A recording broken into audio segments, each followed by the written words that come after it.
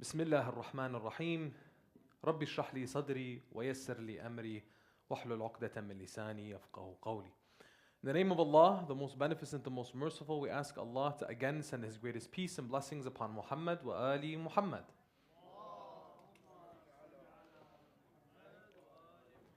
We praise Allah for all the blessings He has given us, and the greatest blessing being that He allowed us to be of the ones who remain steadfast, dedicated, and loyal on the path of our Master after the Prophet, the commander of the faithful, the prince of the believers, the protector of the Prophet and his message, Al-Imam Ali ibn Abi Talib alayhi salam. We praise Allah for this blessing and every blessing, for without Allah we would have nothing. Assalamu alaikum, my dear respected brothers, my dear respected sisters, wa rahmatullahi wa barakatuh. The past several nights, my dear brothers and sisters, we've been covering rules and principles, laws that can have a tremendous impact on our lives. Notice I said can have. They can have a tremendous impact on our lives. But the choice is ours. Whether or not we want something, of a principle, of a rule, of a law, of a value, to have an impact on our lives, it's our choice. We can choose to live principally, or we can choose to live simply on our own whims. Whatever we desire, whatever feels good in that moment, in that time, in that context, we can also do that. See, can is constantly going to be used here when it comes to the law of tonight, the law of ethics. You can be ethical. You can be principled. You can live your life on values that are from heaven, heavenly values, godly values. You can be that way. And you also have the freedom, you have the choice to not be that way. The choice is yours. The choice is mine. And that is perhaps one of the most magnificent things about the human experience, is that choice. Now, our inspiration comes from Muhammad wa al-Muhammad. What did they choose to do? What did they choose to do? Who were they? Who are they? And who are we? And what are we? What is our choice? When Allah subhanahu wa ta'ala tells us numerous things about the Holy Prophet, tonight we're going to explore some of those things from the Holy Quran, as well as from the prophetic tradition and the tradition of Ahlul Bayt alayhim salam by extension. What did they emphasize? The past few nights, we got into some touchy subjects. We were talking about the law of independence and its effect on us and how we engage in our public life and even socio-political affairs and matters. The law before that was the law of diplomacy. And we talked about how by default, as followers, not just of Ahlul Bayt, not just of the Prophet, not just of Islam, but as servants of Allah subhanahu wa ta'ala, the godly tradition that has existed has been a tradition of engagement rather than confrontation. One of diplomacy, as in one having discretion in their context so that they can serve the godly values but do it in the most effective way. It's not about the loudness of our voice, it's about how well we are heard. Tonight, I want us to deepen the understanding with these contextual conversations that we've been having, deepen our understanding on what our foundation and destination is. What's our foundation and what's our destination? Because some may think that what we have is a means to an end. We'll find that the ethics that we have, the akhlaq that we have, is not only the foundation for our success, it is the destination itself. Inshallah, we'll explore. Sounds good? All right, if that sounds good. Sallallahu ala Muhammad wa ali Muhammad.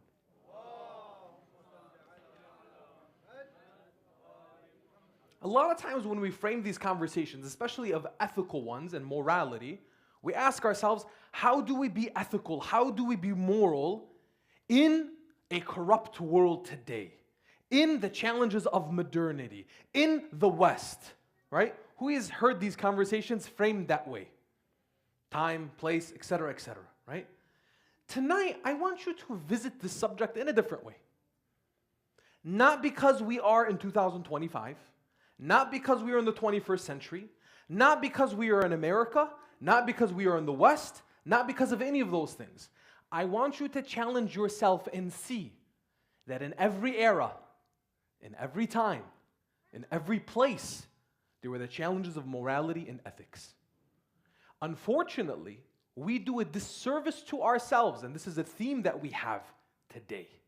We do a disservice to ourselves to making the challenge of immorality and a lack of ethics based on a place, based on a specific ideology. And we create an enemy out of things when in reality, the enemy is in the principles that are not observed.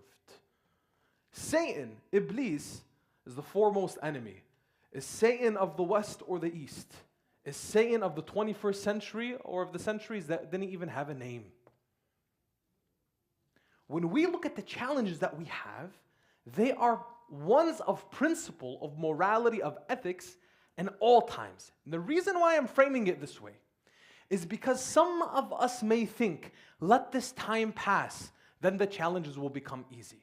Let us move and leave the area that we're in, then we won't have these challenges anymore. Go back home. As some people actually that may not want you to be here, may encourage you, and then you may think, maybe that's the answer. For me to go back to where I came from, my parents came from, my grandparents came from. But I'm here to tell you, my dear brothers and sisters, from a faith-based worldview, that's not the answer. That's not the answer.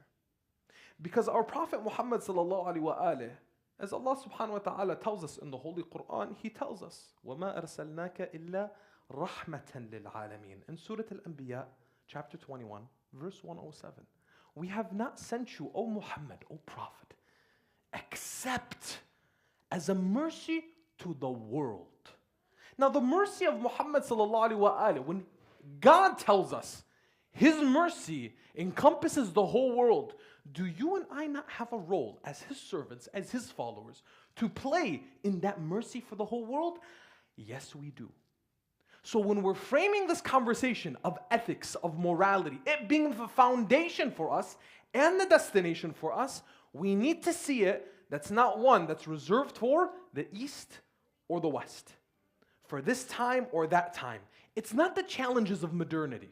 And I want to give you something, just a thought, not to be too philosophical. You listening, my young brothers? Because you guys are capable, okay? You're here because you're capable, you can understand. The challenges of modernity, of modern times. Every time, every era has what? Modernity. Every time, in its own time, is what is modern, correct? Is that not the case? Is that not by the definition of what is modern? So every person's time, whether they existed in the 18th century, in the 21st century, or the 7th century, that was the modern time. Principles never change. Circumstances do.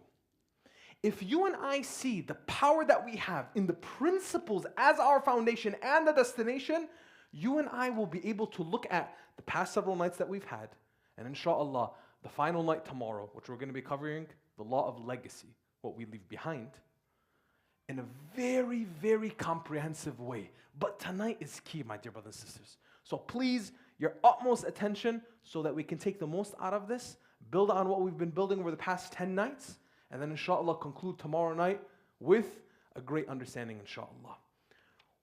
What I want to cover first, beyond this introduction that I just gave, is understand that our morality and our ethics is based in none other than the Holy Quran, the word of Allah subhanahu wa ta'ala, and the sunnah, the tradition of the Prophet sallallahu alaihi wasallam and Ahlul Bayt alayhim as-salam. I want to give you a beautiful verse that I was reading earlier today from Surah An-Nisa, verse 135. Allah subhanahu wa ta'ala says, Ya ayyuhal ladhina amanu, O you who believe, be persistent in supporting justice, witnesses for Allah, even if it is against your own selves, or your parents, or your relatives. Now, what does this make us understand here?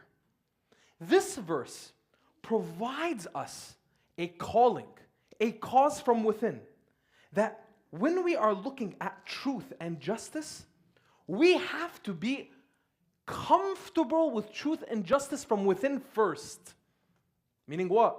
Before you and I take action, before we go public, before we go to the streets, we need to know what's true, what's just, what's unjust, what's false.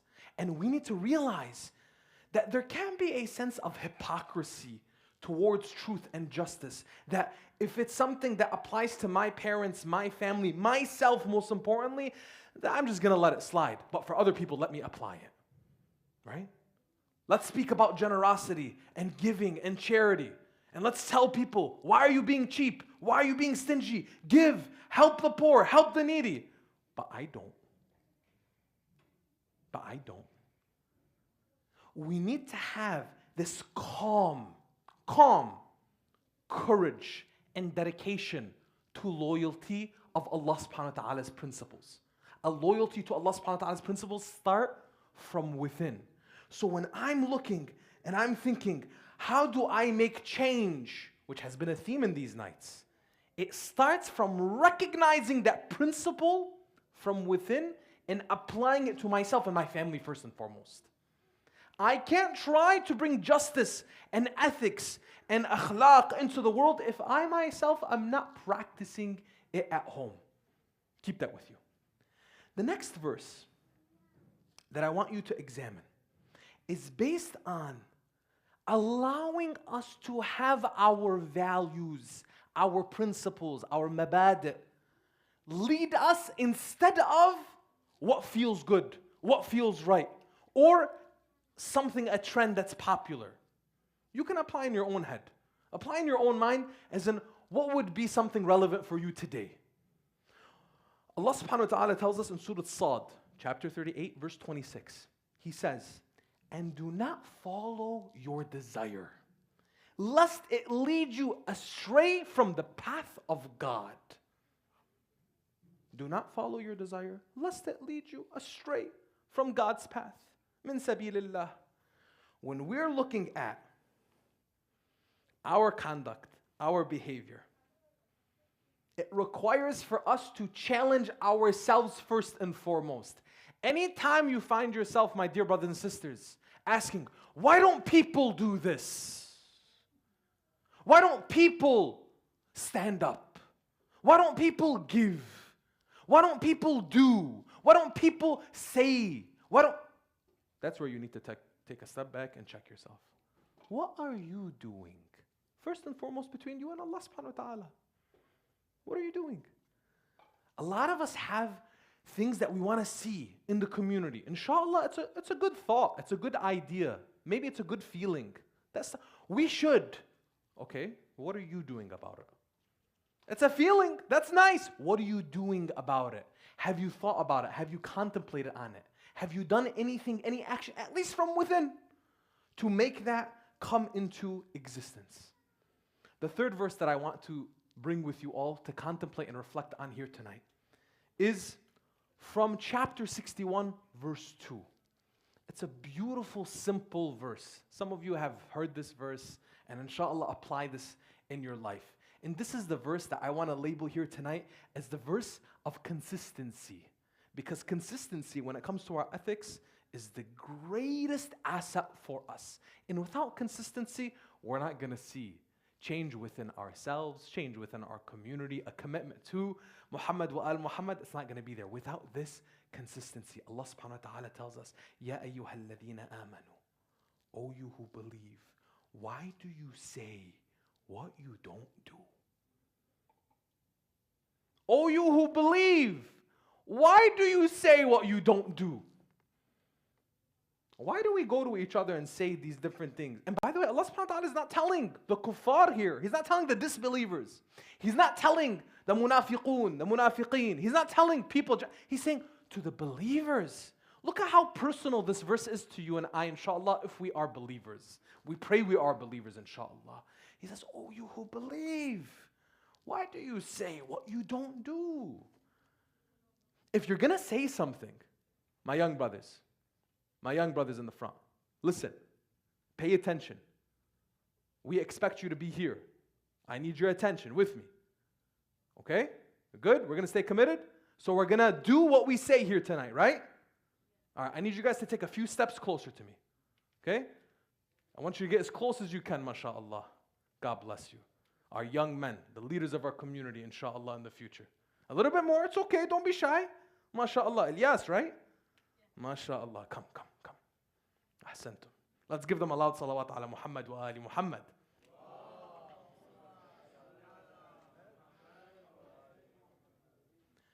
Allah subhanahu wa ta'ala tells us, why do you say what you don't do? A challenge for us to reflect and see, what are we committing ourselves to? Are we living and doing and walking the walk as we talk the talk? Or is it something that's just like, we say what's convenient? Keep this verse with you here tonight, my dear brothers and sisters. Now, from Ahlul Bayt alayhim as-salam. Because we know that the Quran itself, without Ahlul Bayt alayhim as-salam, is not enough. The idea, the concept, and we started from the early nights, which was a movement against Rasulullah sallallahu alaihi wasallam from the very beginning of Hasbuna Kitabullah, that the book of God is sufficient for us. That's not true. The book of God is not sufficient for us. The book of God is not enough for us. What's enough for us is the book of God with Muhammad wa al Muhammad as he instructed. Why? The book of God tells us, وَمَا يَنْطِقُ عَنِ الْهَوَىٰ إِنْ هُوَ إِلَّا وَحْيٌ يُوحَىٰ. He, Muhammad, does not speak out of whim. He doesn't speak out of desire, as Allah subhanahu wa ta'ala instructs you not to do. He does not speak out of whim. It is nothing but revelation. Revelation. So what did the Prophet tell us? I'm leaving with you two weighty things. Athaqalain or thiqlain. The book of God and my progeny. You hold on to these two things, you'll never stray after me.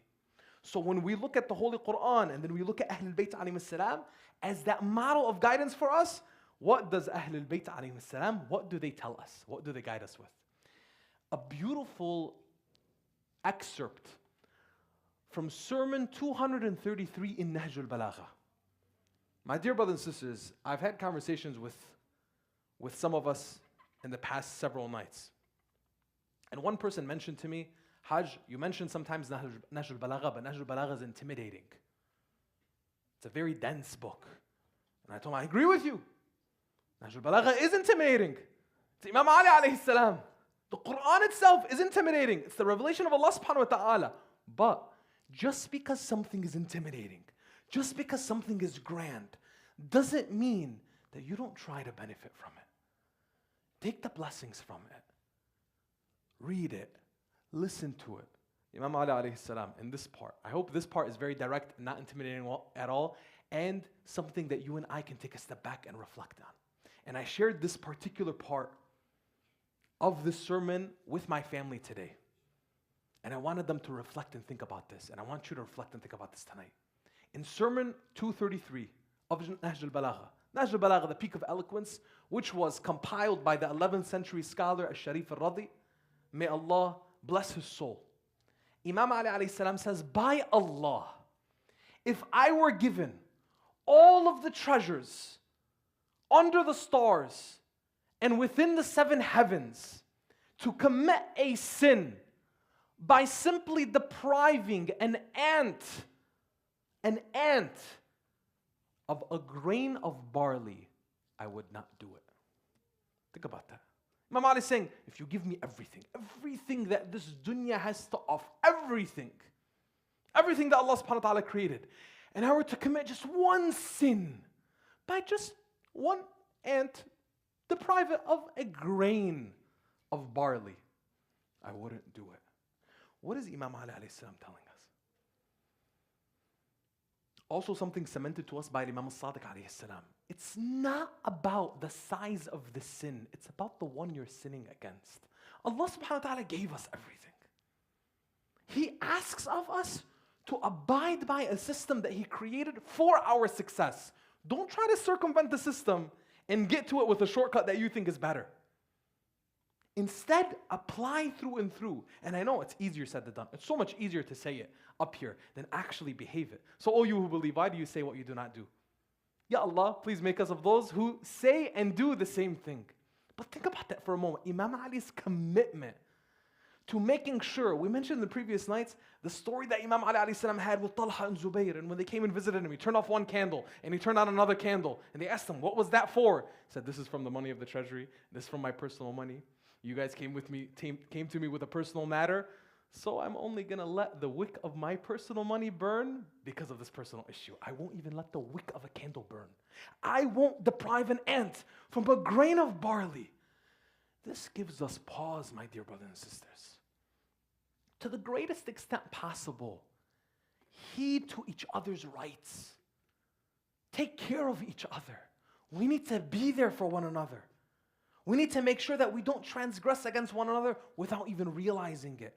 Be kind to one another. Be there for one another. Imam al-Hussein alayhi salam, in his whole movement, he made it known publicly. Anyone here love Imam al-Hussein alayhi salam? Can I get some hands? MashaAllah. We're all lovers of Imam al-Hussein alayhi salam. Inshallah, right? Imam al-Hussein alayhi salam, what did he say about his movement? He said, by God, I did not rise seeking power or rebellion. I have only moved to seek reformation in the nation of my grandfather. Islah, goodness, reformation. What? In the nation of my grandfather. Not confrontation, restoration. Imam al-Hussein alayhi salam, Imam Ali alayhi salam, Imam al-Hassan, Imam al-Sadiq, Imam al-Rida, all of our imams were committed to the ethical foundation and destination of the Prophet, which was what? We started off with, وَمَا أَرْسَلْنَاكَ إِلَّا رَحْمَةً لِلْعَالَمِينَ. What did the Prophet describe himself, describe his mission with? إِنَّمَا جِئْتُ لِأُتَمِّمَ مَكَارِمِ الْأَخْلَاقِ. I was sent to perfect the best of ethics, the best of human dealing, the best of manners. My dear brothers and sisters, if we want to see how we're doing in submitting ourselves and committing ourselves to the prophetic mission, we need to see how do we handle ourselves with each other. Do we respect and honor each other? Are we kind to one another? Do we smile in each other's faces and then go behind each other's backs and speak ill of one another? Or do we smile in each other's faces, embrace each other, and then behind each other's backs, we pray for each other? There's a difference. Huge difference. What does that actually look like? Are we here, by the way, just for the formality of it? Or are we here committed? We want to be like Muhammad wa al-Muhammad. We want to live like Muhammad wa al-Muhammad. We don't just aspire to, have these moments of glory with Muhammad wa al-Muhammad, something of a fantasy. No, we want to live a life. I only have one life. How do I live like Muhammad wa al-Muhammad? I mentioned Imam al-Hussein alayhi salam. Let's make it clear. Those who died with Imam al-Hussein alayhi salam and had the honor of martyrdom with Imam al-Hussein alayhi salam, they were only able to do so because they lived a life committed to Imam al-Hussein. Principles committed to Imam al-Hussein alayhi salam. You don't just get that honor of that connection to Ahlul Bayt alayhi salam for your afterlife. You get it through your commitment in a lifetime. So we, tonight, my dear brothers and sisters, let's remind ourselves, I want to live like Muhammad wa al-Muhammad. For their love, sallu ala Muhammad wa al-Muhammad.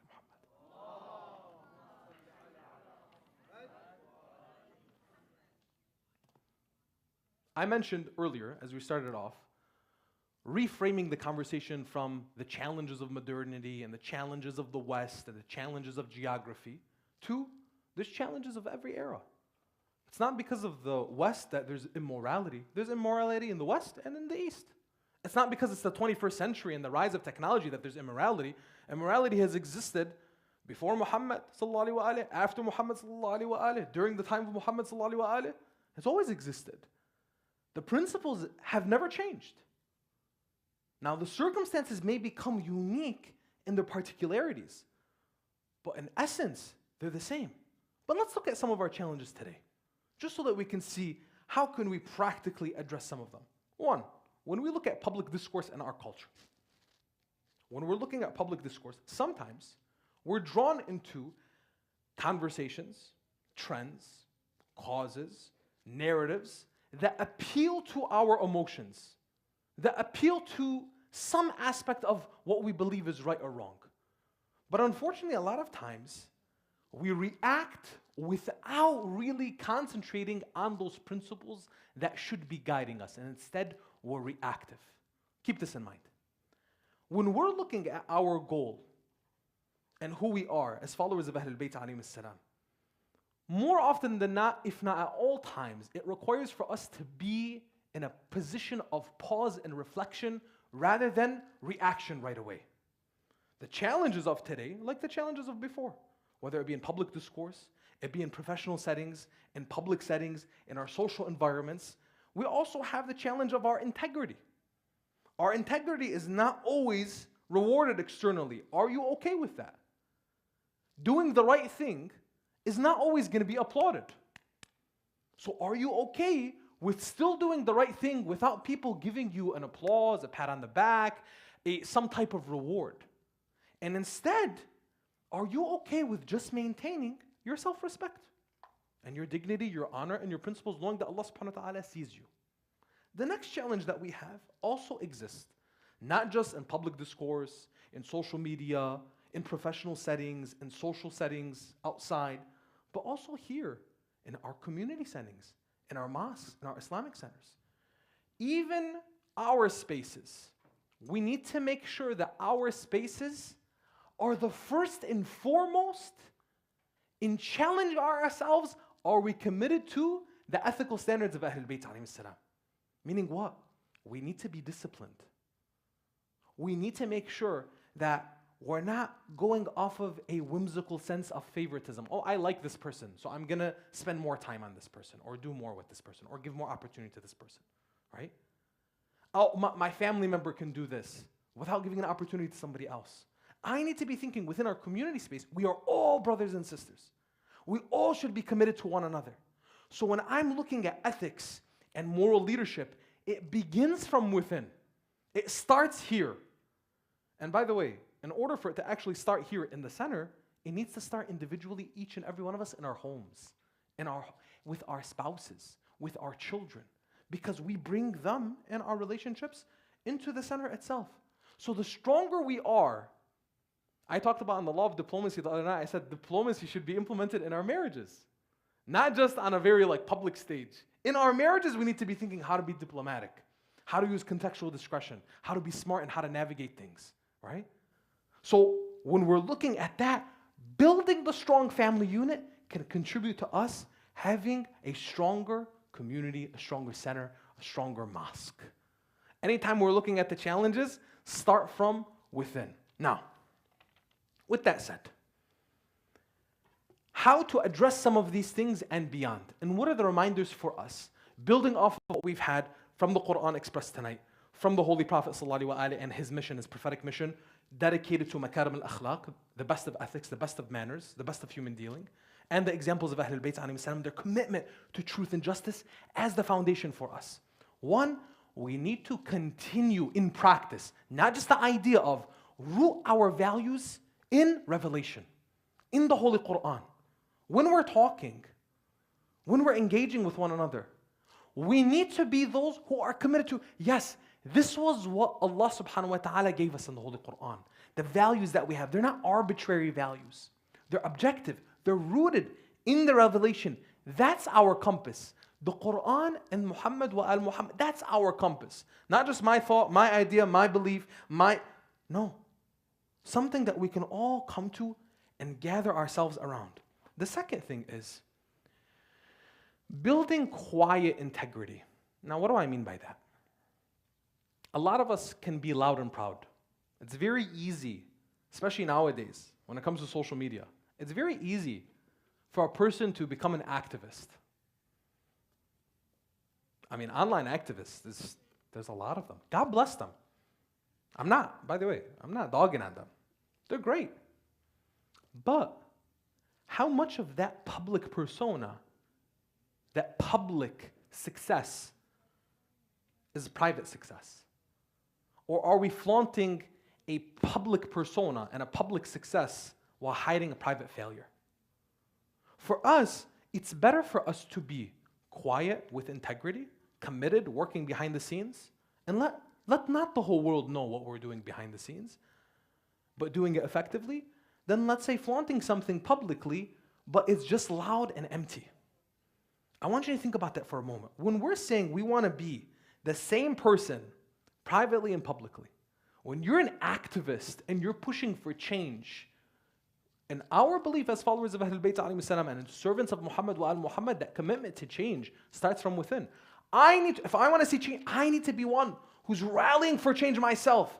Don't say that you want to go and change the world and you want to make things happen and you want to do this and you want to do that, and you barely know the ahkam of your salat. You barely know the ahkam of tahara. You barely know the halal and haram. How is it that we're going to change the world, awaiting Sahab al-Asr wa zaman, and we haven't committed ourselves to the most basic expectations, which is just know your deen? By the way, my dear, this is the bare minimum. Observing the halal and doing our wajib, bare minimum.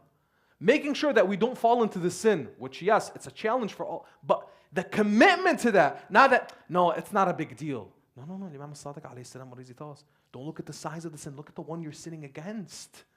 That's a different kind of worldview.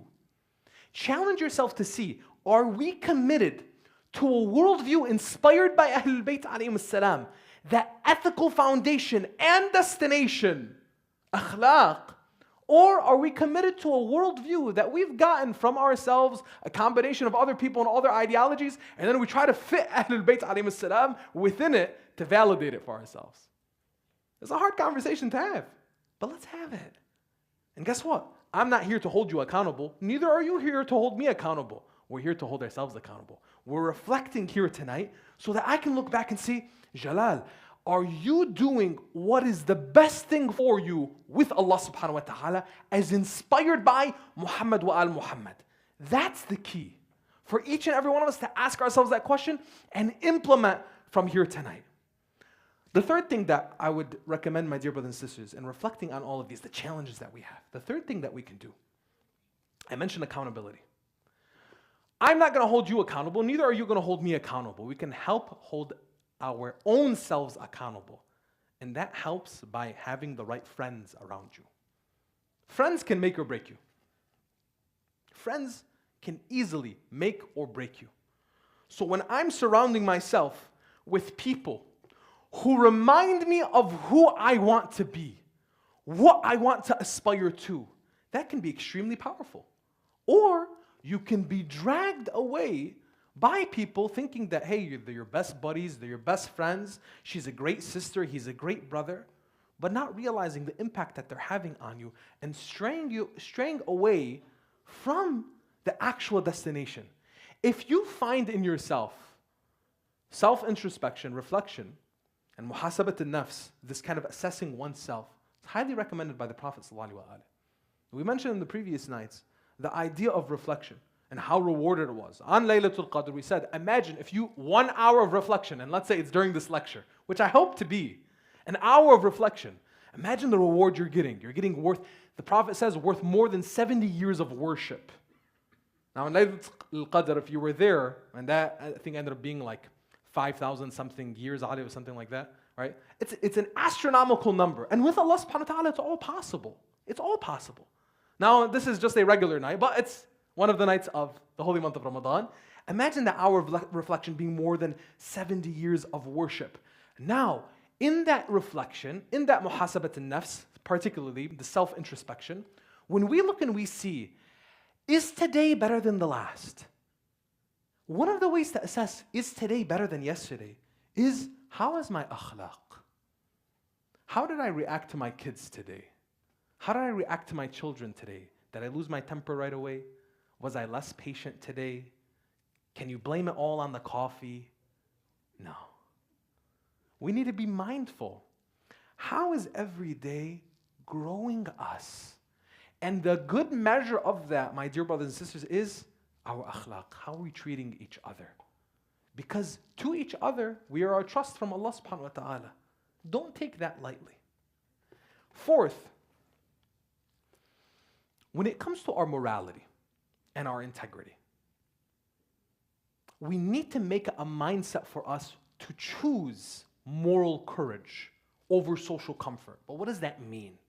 A lot of times when we say be moral, have integrity, do the right thing, people automatically think of the public display on that and how loud that is amplified.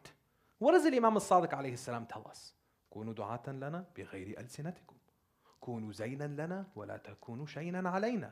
Be a call unto us without your tongue. Be a beautiful source for us, a source of beauty for us, an adornment for us, and not a shame on us. When we're looking at this, and we're applying also what we've talked about of the law of independence, the law of diplomacy, how do we interact, how do we engage, how are we integrated effectively without losing our morals and our ethics. Being dignified and diplomatic doesn't mean being absent or apathetic. Being absent or apathetic. So some people may take the extremes. And we, my dear brothers and sisters, we're not people of extremes. We are always moderate. We're always taking the middle path, as the Prophet ﷺ showed us. Being diplomatic, being dignified, being quiet at some times doesn't mean that you're apathetic, doesn't mean that you're absent.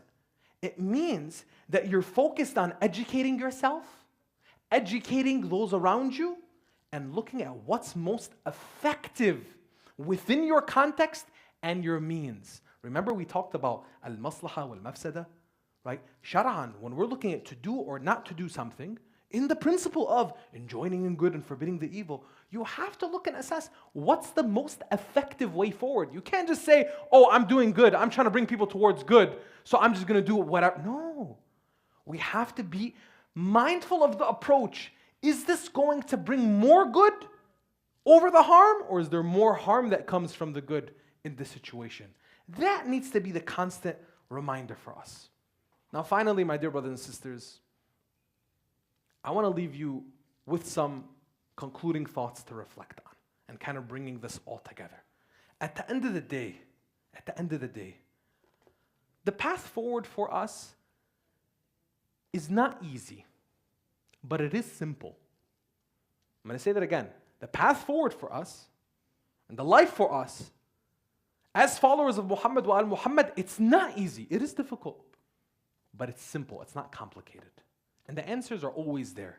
If you are willing to search for them, yearn for them, ask for them, and be patient enough to learn about them. The whole path of Ahlul Bayt alayhim salam wasn't something that was figured out in one day or in 1 year. Look at the school of thought of Ahlul Bayt alayhim salam, how it's crystallized over time, and the sacrifices of the Imam in every era. If you look and appreciate the lives of our Imams, you say, wow, look at what they did in order for us to have what we have of La ilaha illallah Muhammad Rasulullah. And then our maraja, our scholars, what they've done over the centuries to protect and honor that. Keep that in mind. It is not easy, but it is simple. In every era, the world needs people like us. In every era, the world needs people who will quietly, confidently, consistently, and constructively live and inspire by their principle. Again, going back to what? Be a call unto us, كونوا دعاة لنا, without your tongue, without your speech, being, existing, living. That's the inspiration that we provide. Our tradition is what? The tradition of one ethnicity or one culture or one background or one nation or one people. No, our tradition is the tradition, the spiritual tradition, the religious tradition, the godly divine tradition, inspired to us not by one person or one group, but by the Imams of Ahlul Bayt alayhim salam, the seal of prophets Muhammad and all the prophets from before him. That is our tradition. Our tradition calls us to be ambassadors. I want you to transform the way you think about your role in the world today as an ambassador of your faith, not just merely a reactionary to what is going on in the world in this time or any time. There will always be challenges. When you're looking at it, see yourself as, how do I represent myself, my faith, my people in the best way possible in the context I'm in. If you haven't heard it from me in these nights, or you don't recall it, remember something that I've emphasized. It's so important for us to know who we are. So important. That's why we focus on identity so much. And that's why, heeding to the advice and the directive of Imam al-Baqir alayhi salam, where he says, be proud of your name. They asked him, what's our name? He said, Ash-Shia. Be proud of your name. And then they said, but they make fun of us for this name. And he explained the honor of being the Shia of Muhammad wa al Muhammad. You and I, we are proud of that. That's the core identity. But there's a context and there's a contextual identity. The society that we live in, the country that we live in. It's just as important for us to make sure we protect the core identity that we have by being aware of our context and where we're at. So know who you are, but know where you are as well. With that, my dear brothers and sisters, we're reminded that we are meant to embody our values through moral, ethical engagement. Any engagement that we have in a public setting is not to be one that is devoid of our morals and our virtues and our integrity. Absolutely not. We only engage ethically based on our principles, that foundation, and that's the destination itself. Isolation was never prescribed for us. But we need to make sure that we have in our mind, we want to dignify each other, honor each other. Not necessarily dominate the circle or this place or this community or this, etc., etc. The idea is, first and foremost and last, what did the Prophet tell us? وَمَا بُعِثْتُ, I was not sent except to perfect the best of akhlaq. Makarim al-akhlaq, the best of ethics, the best of human dealing. And what an inspiration for us today, where we live, where we are, that we can take this inspiration from Muhammad sallallahu alaihi wasallam, the seal of prophets and khayru khalqillah, the best of God's creation, that he showed us the way. He showed us the way on how to deal with not just your friends, but with the people that wish you nothing but harm. The power of a smile, the power of good dealing, the power of an ethical, virtuous human being. That is our goal. That has always been our foundation, and that is our destination, inshaAllah.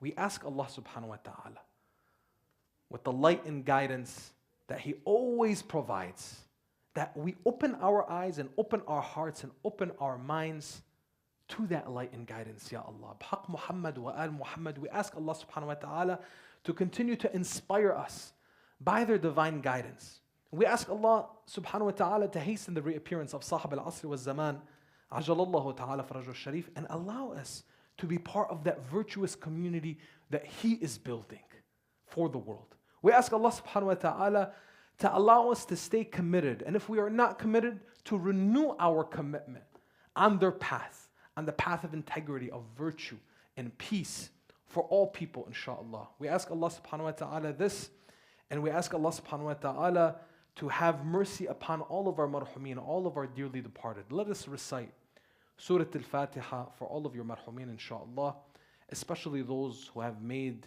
these majalis, this institution, this center, possible for us to come together as a community and remember our cause, remember our way in the path of Muhammad wa Ali Muhammad. Let's recite Surah Al-Fatiha for them, but before it, the loudest of salawat ala Muhammad wa Ali Muhammad.